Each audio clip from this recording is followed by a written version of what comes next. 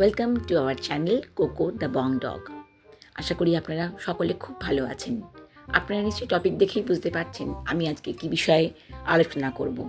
সেটা হচ্ছে আমাদের বাড়িতে যে পোষ্যরা থাকে বা আমাদের আশেপাশে যারা থাকে তাদের গায়ে সারা বছরই আমরা দেখি কখনো কখনো ফ্লিজ বা টিক্স হয়।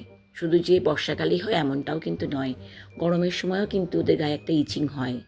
তো যখন এরকম চুলকানি বা ইচিং বা ফ্লিজ টিক্স হয় তখন আমরা সহজ পদ্ধতিতে বা ঘরোয়া পদ্ধতিতে কীভাবে সেগুলো তাড়াতে পারি বা দূর করতে পারি সেই বিষয়ে আজকে কথা বলবো।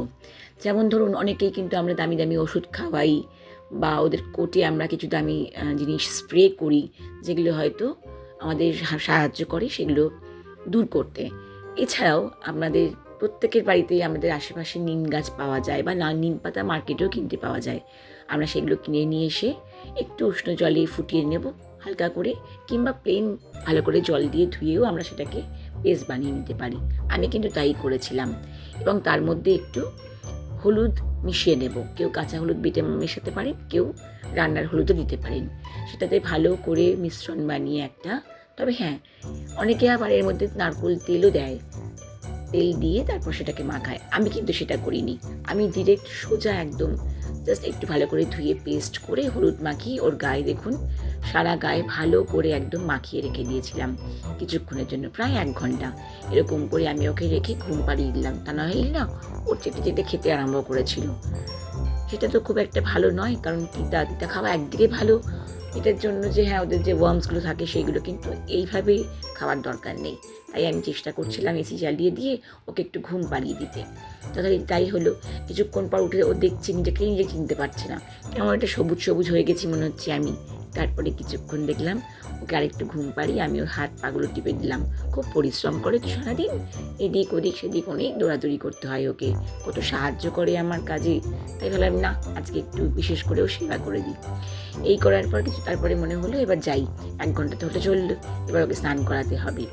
ওদের যে স্পেশাল শ্যাম্পু হয়, পেট শ্যাম্পু যেগুলোকে বলি আমরা, সেই শ্যাম্পু দিয়েই কিন্তু ওদেরকে স্নান করানো উচিত। আমাদের যে শ্যাম্পু হয় সেগুলো দিয়ে কিন্তু কখনো করাবেন না।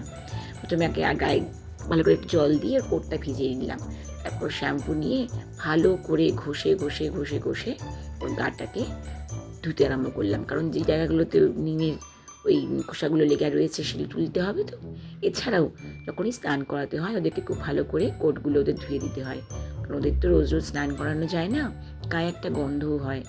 তো ঘরে যাতে গন্ধ না হয় সেই জন্য ওদের পরিষ্কার পরিচ্ছন্ন রাখতেই হয়। ওই দেখুন দুষ্টুমি আরম্ভ করে দিয়েছে, জলের মধ্যে কেমন করে দেখুন জলটাকে হাঁ করে করে খাচ্ছে। গলায় ব্যথা লাগবে না বলুন তো? তবু এরকম দুষ্টুমিও করতেই থাকে রোজই, এদিকে লাফাবে ওদিকে লাফাবে। তারপর ভালো করে ওর কোটটা ধুয়ে দিলাম যাতে একটুও শ্যাম্পু না থাকে।